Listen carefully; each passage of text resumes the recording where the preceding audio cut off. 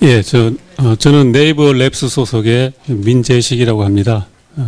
저는 네이버 랩스에서 멀티미디어 연구 랩에서 주로 이미지를 인식하고 처리하고 분석하고 검색하는 그런 일을 주 업무로 맡고 있습니다.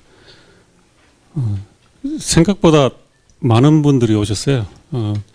제가 그 주최 측에 제 세션에 신청한 사람이 얼마나 되는지 물어봤었거든요. 좀 참고를 하려고. 근데 안 가르쳐 주더라고요. 같은 네이버끼리 좀 가르쳐 주지. 그래서 저는 결론을 내렸죠. 아, 진짜 오는 사람 없나 보다. 없어서 썰렁하니까 이제 발표자 마음 상할까봐 숨기는구나. 그렇게 결론을 제 나름대로 내리고, 그러면은 오시는 분이 얼마 안 되니까 오시는 분들은 그럼 이미지 좀 하시는 분들 일 거라고 생각하고 자료를 준비했는데, 이 많으신 분들이 다 이미지를 하실 리는 없고 좀 당황스러운데, 예, 그래도 다른 세션 발표보다는 좀 덜 지루하실 거예요. 이 장표마다 사진들이 많아가지고 끝에 가면 이제 못한 사진도 하나 나옵니다. 참고 기다리시면, 예, 복 받으실 겁니다. 예. 제목을 정보 추출을 한 이미지 분석이라고 했는데, 실제로 제가 업무를 하면서 분석을 아마 알고리즘도 있고 뭐 컴퓨팅 파워도 괜찮고 하는데, 실제로 분석을 하다 보면은 장애물이 되는 경우가 많아요. 그래서 제가 실무 경험을 하면서 겪었던 그런 걸림돌들, 이미지 분석을 제대로 하는데 생겼던 걸림돌들이 뭐가 있었고 그걸 어떻게 극복했는지 그 경험을 공유하는 자리를 이 자리에서 갖도록 하겠습니다.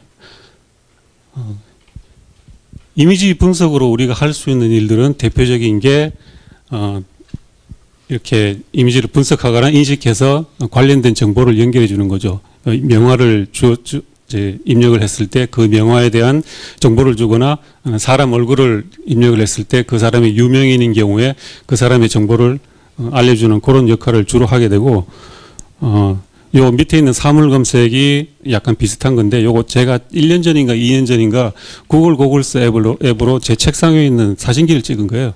사진기가 아니라 전화기를 찍어봤습니다. 뭐가 나오나 싶어서 해봤더니만 이 전화기의 제조사와 모델명이 그대로 나오더라고요. 그래서 그때 굉장히 큰 감명을 이제 받는 거는 일반인들 입장이고요. 그래서 이미지를 전공하는 사람 입장에서는 굉장히 힘듭니다. 이건 우리도 이거 해야 되는 거 아닌가? 어떻게 하지? 그래서 어떤 정보를 뽑아주는, 인식해서 정보를 뽑아주는 그런 게 있고, 그 외에 이제 이렇게 유사 이미지 검색, 이미지를 입력해 주면은 요거랑 비슷한 분위기의 어떤 비슷한 구도의 색감의 이미지를 검색해 주는 기능이 있는데, 요거는 요즘 바이두가 굉장히 잘하고 있습니다. 요즘 최근에 굉장히 잘하고 있고, 또 이미지를 어떤 특정 카테고리에 분류해 주는 거, 입력된 이미지가 포토인지 아니면 클립 아트인지 스케치인지 이제 분류를 할 수 있으면은 사용자가 이미지 검색을 할 때 좀 더 좋은 조건을 갖춰서 이제 검색을 할 수가 있겠죠. 그리고 아트 효과라고, 이거는 인식하고는 별로 상관이 없지만 사람이 어떤 한 작업을 약간 흉내내서 약간 재미 요소가 있는데, 이런 일도 할 수가 있고, 이외에도 여러 가지 할 일이 있습니다만, 결론은 뭘 하든 일단 이미지 분석을 해야 돼요. 해가지고 인식을 하든 뭐 어떤 재밌는 그림을 그리든 할 수가 있는데, 실제로 제대로 된 이미지 분석을 하려면은 장애물들이 중간에 막 생깁니다. 그래서 그 장애물들을 한 3가지로 분류를 해봤어요. 첫째로 데이터가 너무 많아서 연산량이 문제가 돼서 좋은 알고리즘을 쓸 수 없는 경우, 그리고 두 번째로 로우 레벨 노이즈가 껴서 제대로 분석이 안 되는 경우죠. 대표적인 게 화질이 굉장히 안 좋거나 조명이 막 이상하게 나와가지고 알아볼 수가 없다거나, 좀 이따 얘기할 방향 노이즈가 있어서 어떻게 제대로 처리를 못한다거나 그런 경우가 있었고, 하이 레벨 노이즈는 제가 그냥 이름을 붙인 건데, 이미지 내에서 분석 대상이 아닌 것들은 전부 노이즈라고 생각을 하면 되죠.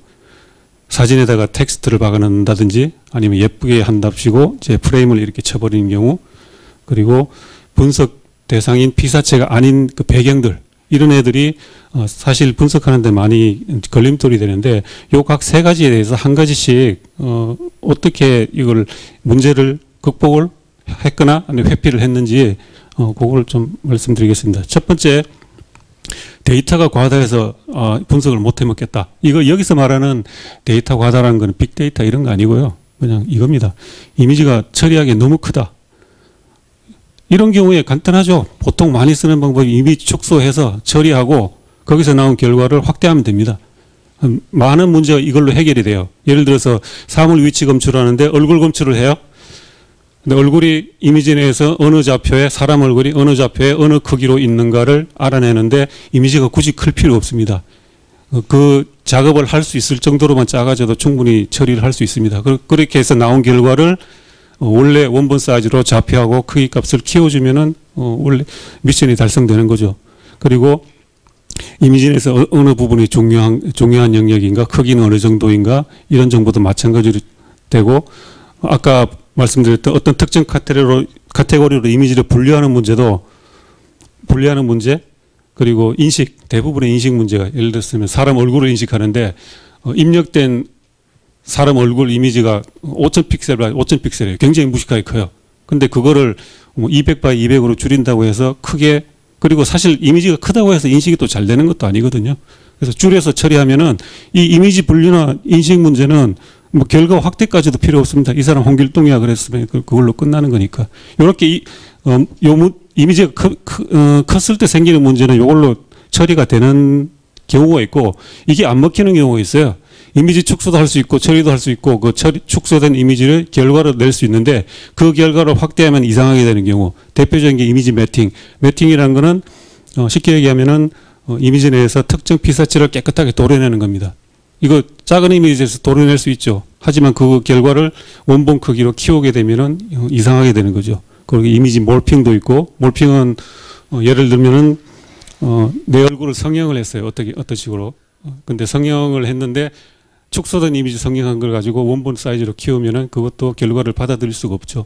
그래서 왼쪽 방식으로 처리를 못하기 때문에 오른쪽 방식 못하는 그런 오른쪽 방식에 데이터가 큰 경우에 물론 모든 경우에 해당되는 건 아니지만 처리를 할 수 있는 방법이 있습니다. 미션 하나 생각해 볼게요. 이렇게 사진이 들어왔을 때 이 피사체하고 배경을 깨끗하게 분리해내는 이런 작업을 해야 된다고 생각을 하면은 물론 배경이 아주 복잡하고 하면 이렇게 깨끗하게 되지가 않습니다. 어느 정도 좀 단순한 배경이라 되는 거지만 이것도 뭐 최종 결과긴 한데요. 근데 이렇게 일종의 이거는 전체 이미지를 두 부류로 분류를 하는 거죠. 이거 일종의 세그멘테이션인데 이 세그멘테이션을 하는 방법은 수도 없이 많습니다. 그 중에서 성능이 그렇게 괜찮게 나오지만 데이터량에 꽤 민감한 그런 알고리즘을 하나 이제 예로 들어보겠습니다. 스펙트럴 클러스터링. 요거는 이 알고리즘 자체는 여기 주제하고 크게 큰 상관이 없으니까 간단하게 그냥 리뷰만 하고 넘어가겠습니다. 이미지가 들어오고 그러면 이미지 각 픽셀 픽셀 쌍들끼리 어피니티 매트릭스 만드는데 어피니티라는 거는 두 픽셀이 어느 정도 유사하냐 친밀하냐 그런 걸 나타내는 거죠. 그래서 그 값을 가지고 매트릭스를 만듭니다. n by n. n이라는 건 여기서는 픽셀 개수가 되죠. 그러고는 이 어피니티 매트릭스의 아이겐 벡터를 소량 구합니다. 몇 개, 한 8개, 10개, 예를 들면 그런 식으로 구해가지고 여기 있는 모든 관계를 그 아이겐 벡터에다 프로젝션을 해요. 여기는 8개의 아이겐 벡터에다 프로젝션 하는 결과인데 원본이 8개의 부류로 나눠져 있죠. 이 중에서 두 부류로 최종적으로 나눌 거니까 두 부류로 이렇게 클러스터링을 했을 때 나오는 결과입니다. 이게 문제가 뭐냐면은 시간이 엄청나게 걸립니다. 특히 어디서 걸리냐면 요 두 번째 아이겐 벡터 구하는 데서 굉장히 많이 걸리는데 많이 걸리는 이유는 간단합니다. 이게 너무 크기 때문이죠. 보통 640바에 480 이미지라면은 우리 보통 그냥 컴퓨터 스크린에서 한 그림 엽서 정도 수준의 그 정도 그렇게 그다지 크지도 않은 이미지인데 픽셀 개수는 30만 개가 넘어요. 640 곱하기 480 하면은 그러면 이 어피니티 매트릭스가 30만 바이 30만이 되는 거죠. 이거 정말 무식한 짓이거든요. 그래서 여기서 데이터를 줄일 필요성이 여기서 생기는 거예요. 원본의 데이터를. 줄이는 방법 중 하나로 슈퍼픽셀이라는 걸 사용을 합니다. 슈퍼픽셀이라는 거는 일종의 오버 세그멘테이션인데, 세그멘테이션은 인접한 픽셀끼리 성질이 비슷한 픽셀끼리 묶어서 하나의 픽셀로 취급을 해버리는 거죠. 여기 왼쪽에 이 차이가 보이시나 모르겠네, 스크린에서. 왼쪽에 727 x 480이면 35만 개 픽셀입니다. 요거를 35만 개 픽셀인데 슈퍼 픽셀을 이용해서 인접한 픽셀끼리 묶어버려서 하나로 pik셀을 처리해서 가장 오른쪽에 대략 1000개의 슈퍼 픽셀을 표현을 하죠. 원본에서 이제 세밀한 부분은 뭉개졌지만 전체적으로 굉장히 큰 덩어리가 큰 디테일은 그대로 살아 있는 거죠. 그러면은 왼쪽에서 오른쪽으로 갔을 때 데이터 개수가 350분의 1로 줄어들어요. 그래서 이런 슈퍼픽셀을 만드는 방법도, 이것도 논문이나 이런 걸 찾아보면 굉장히 많은데, 그 중에서 그리드 성질을 유지하는 슈퍼픽셀이면 굉장히 유리해집니다. 그리드 성질이라는 것은 일반 픽셀들처럼 바둑판 모양으로 배치가 되어 있는 경우에 굉장히 유리해지는데, 어떤 점에서 유리해지냐면은 그 슈퍼픽셀 결과를 두 가지를 이렇게 마주놓고 비교해 보면은, 왼쪽은 그리드 성질을 별로 유지하지 않은 경우고 오른쪽은 많이 유지한 경우예요.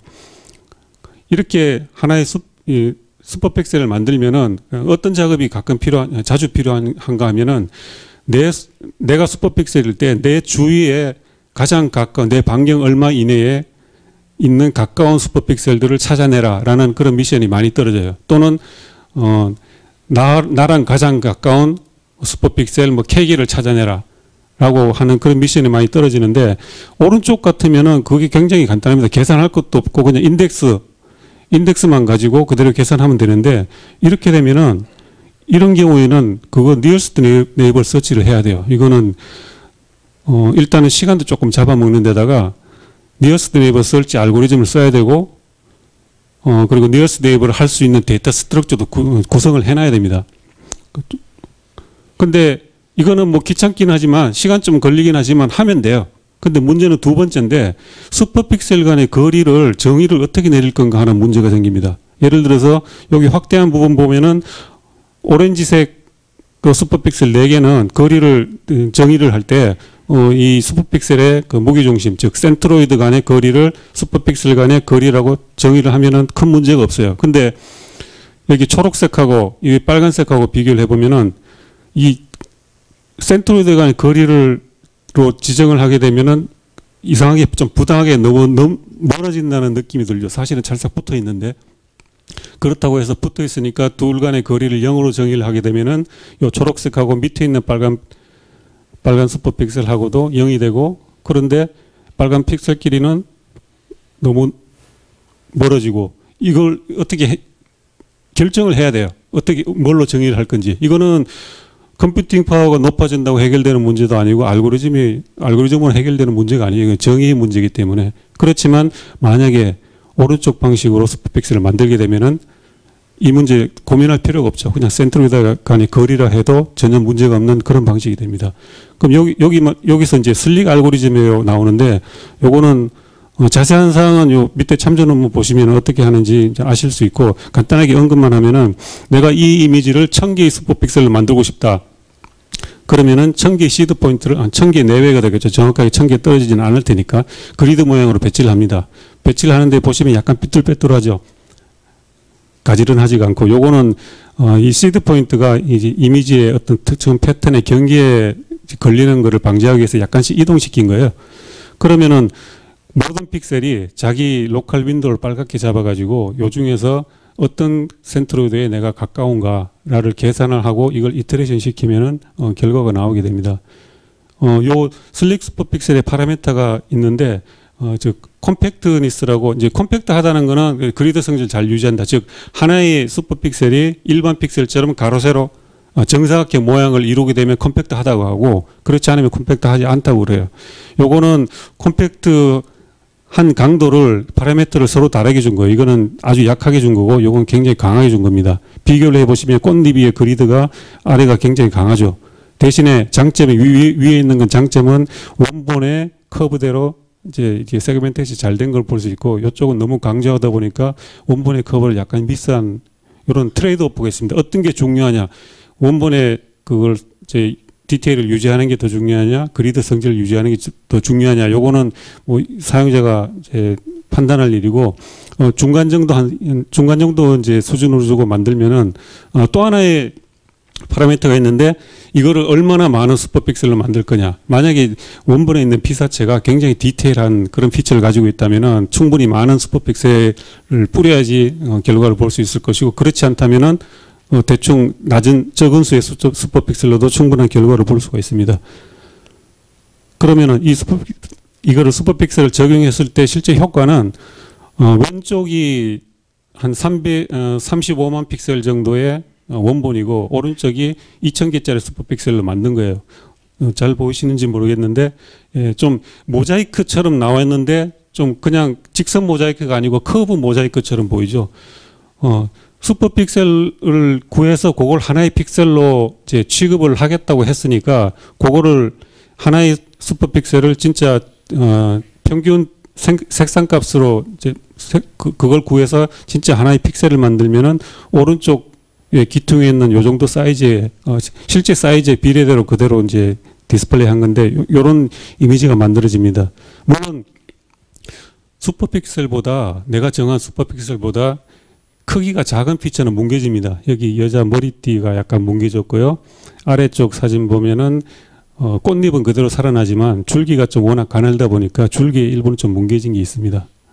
그래서 내가 어떤 시간이 걸리는 작업을 할 때 이 원본에다 작업을 하는 게 아니고 이 줄여진 이 작은 이미지에다 작업을 하게 되면은 대량으로 데이터를 내가 취급하는 데이터 수를 확 줄일 수가 있습니다. 그 결과를 지금 보시면은 요거는 슈퍼픽셀 안 쓴 겁니다. 단순하게 축소해서 요 아까 시간 많이 걸린다는 그 작업을 빨간색으로 표시했는데 요거를 클러스터링을 이제 세그멘테이션을 한 다음에 단순하게 확대한 거죠. 바이너리 데이터를 확대한 건데 인터폴레이션을 꽤 했음에도 불구하고 만족할 만한 성능이 안 나오죠.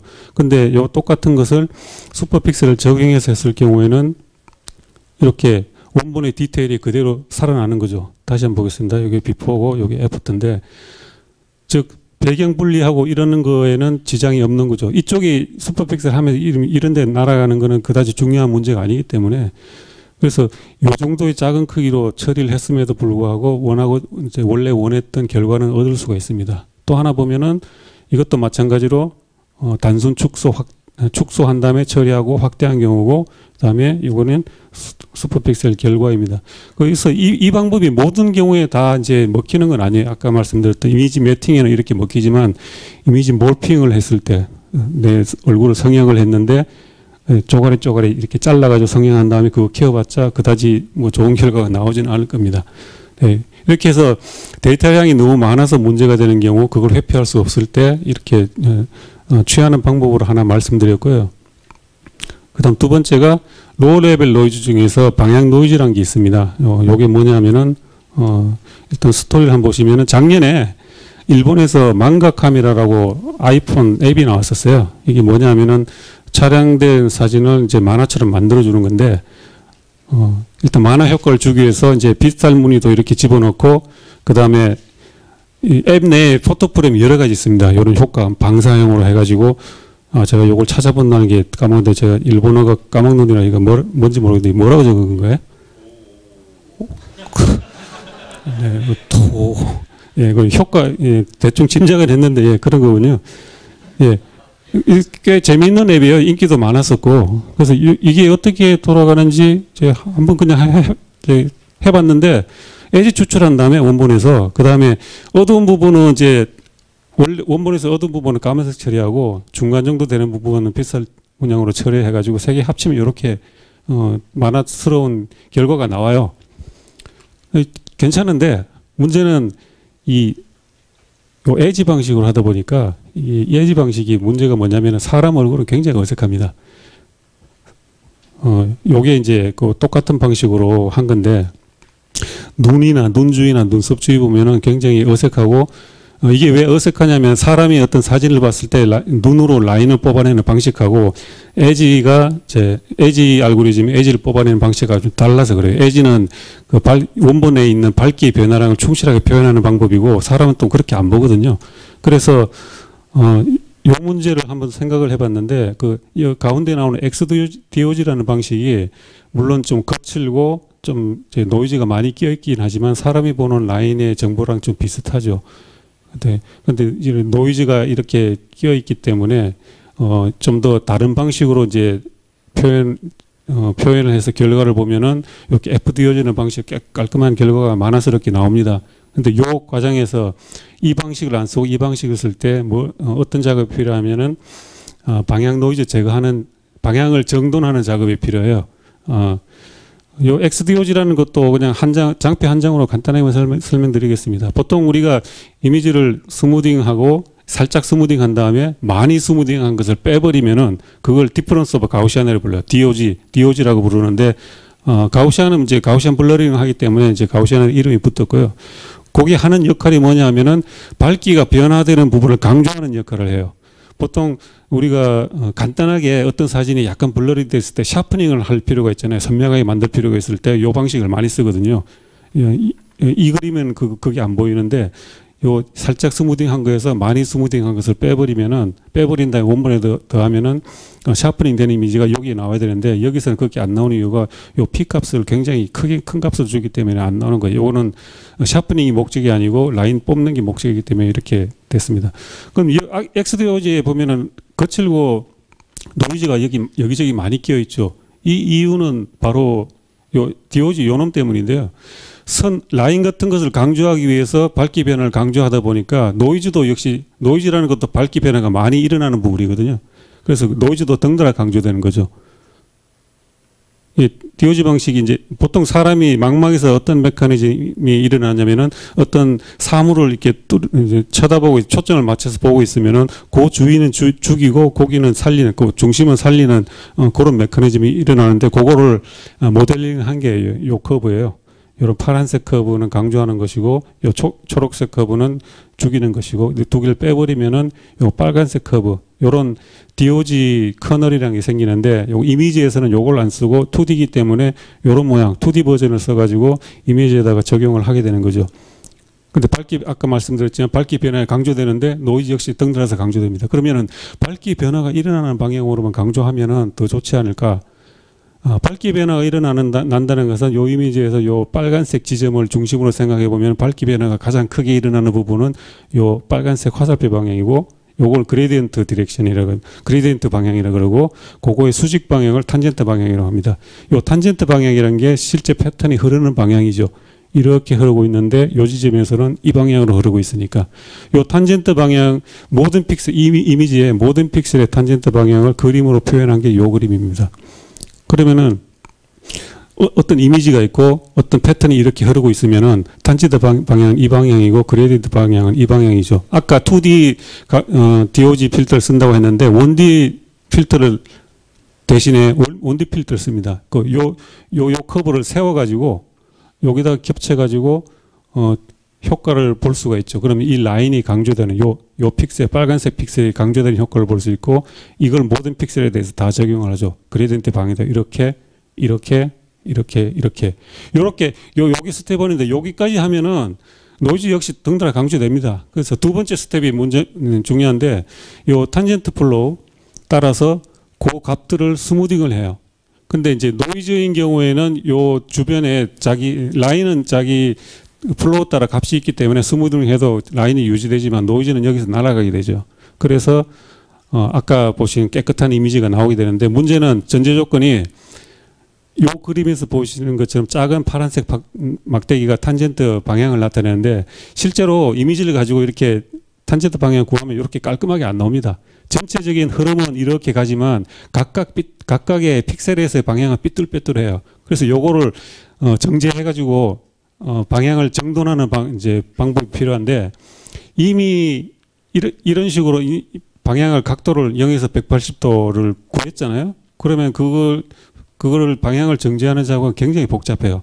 케이스 1, 두 픽셀이 있고 방향이 이렇게 있으면 이거를 스무딩하는 방법은 요 중간 각도를 이제 취하면 되죠. 그 평균값을 취하면 되죠. 근데 케이스 2처럼 두 각이 둔각을 이루고 있으면은 그렇게 하면 이상한 값이 나옵니다. 이거 둔각을 예각으로 만든 다음에 1번 방식으로 해줘야지 제대로 된 방향이 나오고, 거기에 더해서 만약에 두 개가 강도가 같지 않고 이쪽이 훨씬 강도가 강하다면은 에버리지를 할 게 아니라 얘한테 가중치를 더 줘야 되겠죠. 이런 복잡한 문제가 있고, 여기서 설상가상으로 두 개가 아니고 여러 개를 이런 식으로 하려면은 굉장히 해줘야 될 게 많습니다. 이렇게 복잡하게 해줘야 될 일을 간단하게 하는 방법이, 이미지 하신 분들은 소벨 오퍼레이터 아실 거예요. 특정 이미지 F가 있고 특정 이미지의 X방향 변화율, Y방향 변화율 구해가지고 그걸 X끼리 닷 프로덕트, 그 다음 XY 닷 프로덕트, Y끼리 닷 프로덕트 하면은 픽셀 하나당 요 4개의 값이 나옵니다. 실수 값이 나오는데, 요 값이 있으면은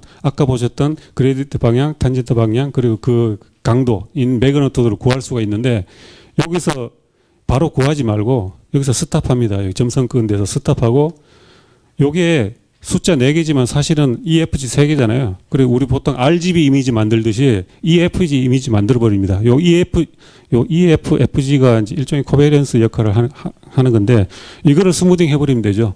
이거를 그냥 우리가 보통 이미지 간단하게 스무딩 할 때 하는 방식으로, 아주 간단한 방식으로 스무딩을 한 다음에, 그러면 요 값들이 픽셀마다 다 바뀔 것이고, 여기서 밑에 있는 수식으로 구하면은 깔끔한 이미지가 나오게 되는 겁니다. 요거 결과인데요. 예를 들어서 여기 코 끝부분을 보면은 주변을 갈수록 점점 이제 어두워지죠. 밝기 변화가 생기죠. 따라서 탄젠트 방향이 제대로 뽑는다면은 약간 찌그러진 동심원 같은 게 생겨야 되는데, 그냥 구하면은 아까 말씀드렸듯이 노이즈가 생겨서 찌글찌글해집니다. 근데 요거를 스톡즈 텐서 이미지를 스무딩을 하게 되면 이렇게 깔끔한 방향 정제된 맵이 나오게 되고, 그러면은 요걸 가지고 아까 말씀드렸던 FDOG 방식을 적용을 해서 이런 결과가 나올 수 있게 됩니다. 이렇게 정제된 플로우, 이미지에 정제된 플로우 맵을 가지고 있으면 여러 가지 이제 쓰일 때가 많은데, 요거는 이제 사람이 어떤 사진을 보고 펜으로 스케치를 하듯이 거칠게 그리는 그림인데, 좀 역설적이지만 비록 거칠게 표현하는 그림이 최종적으로 나오지만 내부적으로는 정제된 방향 맵을 가지고 있어야지 거칠게 표현하더라도 원본의 느낌을 할 수가 있습니다. 한번 보시죠. 요거는 이제 각 포인트에서 선을 어느 방향으로 어느 정도 길이로 그을지를 결정하는데 그 정제된 플로우 맵을 사용하는 그걸 보여주고 있습니다. 예를 들어서 내가 그으려고 하는 포인트에 플로우 맵을 봤더니 곡률이 너무 심하다 그러면은 짧은 선을 그어야 되고, 그렇지 않으면은 긴 선을 그어도 충분한 것이고요. 요거는 이렇게 느리진 않고요. 이제 이거는 데모를 위해서 각 단계별로 한 프레임씩 뽑아가지고 동영상을 만든 겁니다. 이렇게 그린 다음에 나중에 점점점 이제 디테일로 들어가죠.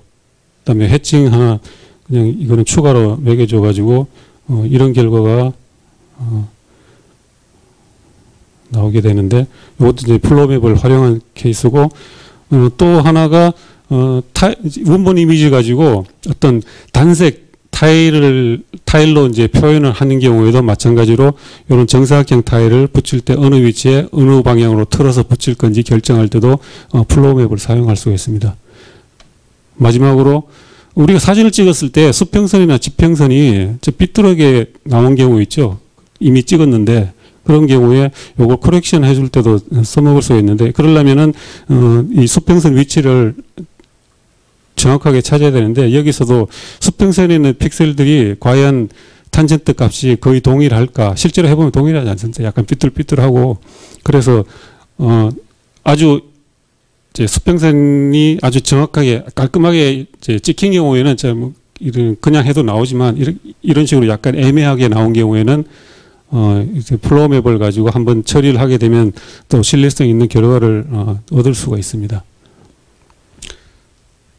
그리고 마지막으로 하이 레벨 노이즈, 배경이나 픽처 프레임에 있을 때 얘들의 영향력을 어떻게 최소화할 것인가. 배경을 완전히 빼버리는 거는 아까 제일 처음에 보여줬던 것처럼 그렇게 시간도 많이 걸려 좀 힘든 일이고, 또 여기서는 이제 그럴 필요도 없는 경우인데요. 시나리오 하나 생각해 볼게요.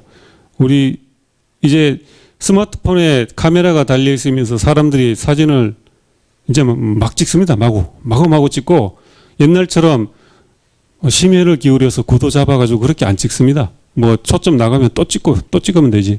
그러고 나서 이제 앨범에다 막 올리죠. 엔드라이브 같은데 막 올리는데 그러면서 그럽니다. 아, 정리하면 해야 되는데.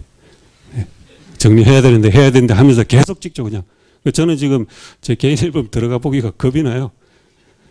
그래서 그럼 옛날 같으면은 이게 쌓이는 속도가 작으니까 가끔 가서 정리해 주면 되는데 이제 정리를 기계 하는데 기계가 좀 도와줄 수 있지 않을까? 뭐 그런 생각에서 이제 좀 해본 건데 이 사진이 이제 DB가 있을 때 이 중에서 잘 찍은 사진을 고르면은 추천을 기계가 어느 정도 추천을 해준다면 이걸 SNS에 올릴 수도 있고 아니면은 보통 이벤트별로 폴더를 만들어 두니까 그 폴더의 대표 사진을 이렇게 만들 수도 있고 그 반대로 못 찍은 사진들 여기처럼 초점 나간 사진, 노출 이상한 사진들을 곤란해서 사용자한테 삭제를 추천하거나 아니면 보정을 권유하거나 할 수 있습니다. 그러면은 사진 한 장에 대해서 품질을 측정하는 그런 기능이 필요하겠죠. 근데 이제 이건 전제 조건을 말씀드린 건데 사진 품질 기준은 진짜 주관적이고 모호합니다. 정답이 없어요. 그래서 예를 들면 로어 레벨로는 뭐 여러 가지 구할 수 있습니다. 초점, 노출, 대비, 색상, 구도가 뭐 3분할 부분 맞았냐 이런 식으로 할 수 있지만 조금 올라가면은 인물의 감정이 풍부하냐, 인물 간에 등장하는 인물 간의 친밀 관계가 있느냐. 근데 의외로 요거는 또 쉽게 또 할 수 있습니다. 논문도 많이 나오고요. 그 다음에 복잡한 구도를 뭐 잘 적중을 했느냐. 그 다음 더 올라가면은 이제 무드가 있니, 예술성이 있니 이런 걸 따져야 되기 때문에 기계한테 이런 걸 이제 현재 수준에서 요구하는 건 좀 무리고 그나마 기계가 좀 할 수 있는 게 요 로우 레벨 품질 측정을 하는 건데 그럼 로우 레벨로도 품질 측정하는 게 그렇게 간단한 거냐.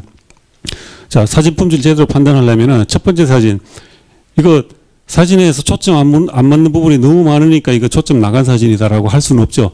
피사체 초점 제대로 맞았으니까 제대로 됐다고 판단을 해야 되고 두 번째 사진은 어둡긴 하지만 사실 노출 문제는 별로 없는 사진입니다.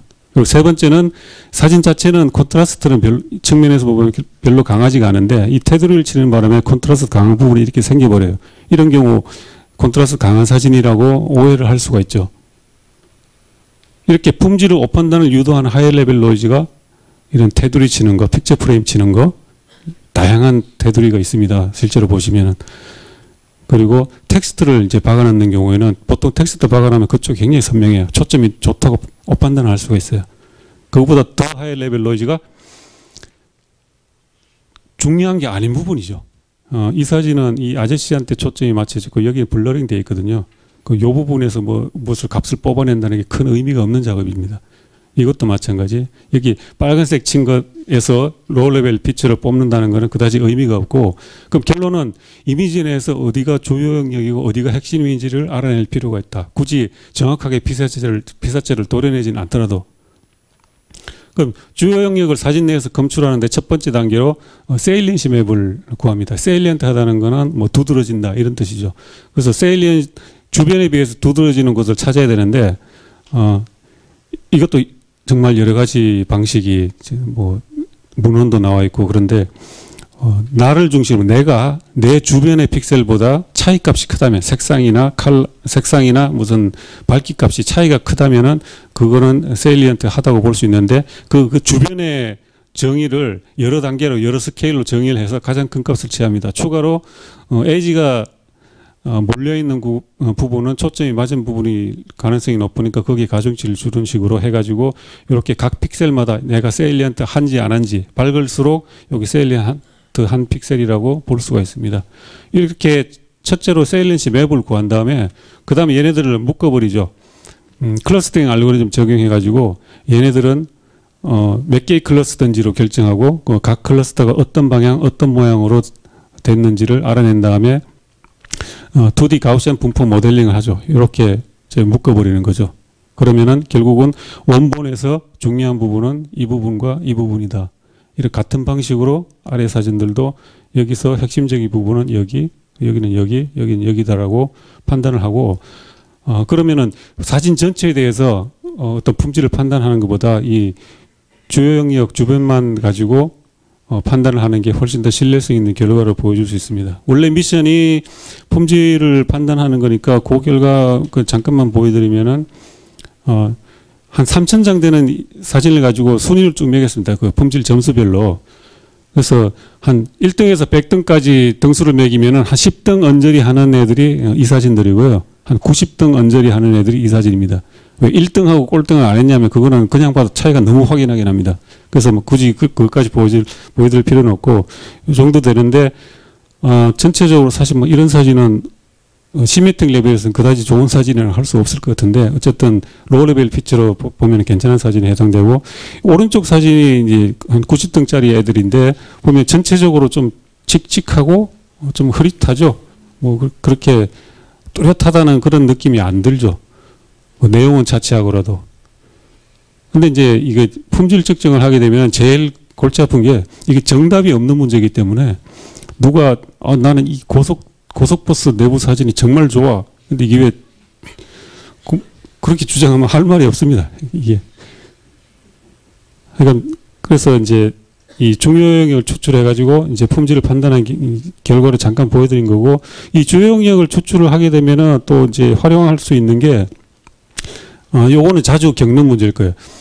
원본은 위아래로 길쭉한 이미지인데 썸네일을 만들어. 근데 좌우로 길쭉한 3:2 비율로 썸네일 만들어.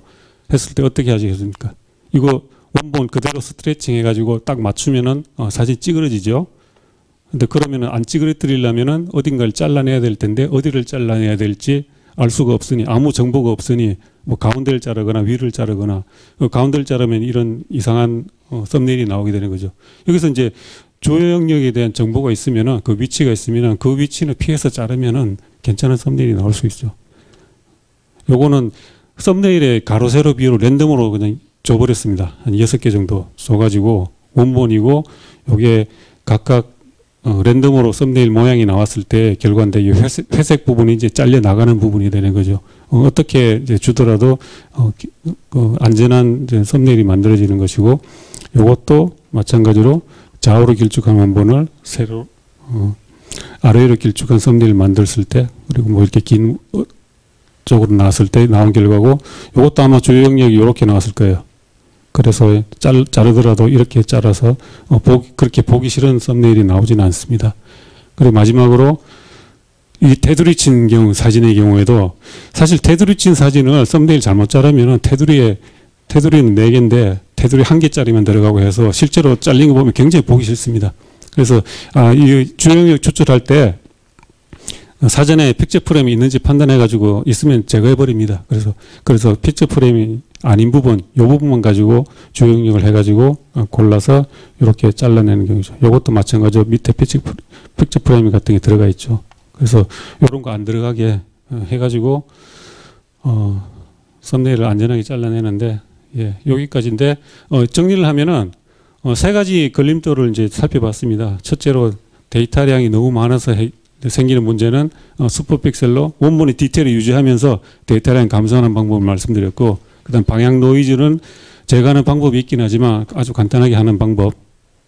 근데 저는 몰라서 어디서 발견한 방법인데 뭐 이미 알고 계시다고 그러면 좀 곤란한데 그다음에 마지막으로 어떤 배경이나 어떤 하이레벨 노이즈가 있을 때 그 부분의 영향력을 최소화하기 위해서 주요 영역을 추출해서 처리하는 그런 경험 사례를 공유를 드렸습니다.